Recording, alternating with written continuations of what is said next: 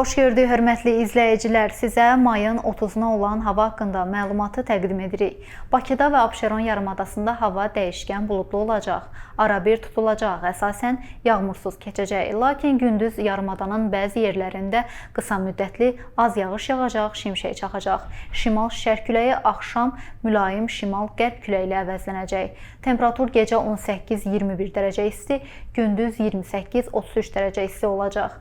Rayonlarda hava əsasən yağmursuz keçəcək, lakin gecə və səhər bəzi dağlıq ərazilərdə qısa müddətli leysan xarakterli yağış yağacaq, şimşək çaxacaq, dolu düşəcək, duman olacaq, mülayim şərq küləyi əsəcək. Temperatur gecə 16-20 dərəcə isti, gündüz 29-33 dərəcə isti, dağlarda gecə 8-13 dərəcə isti, gündüz 17-22 dərəcə isti olacaq.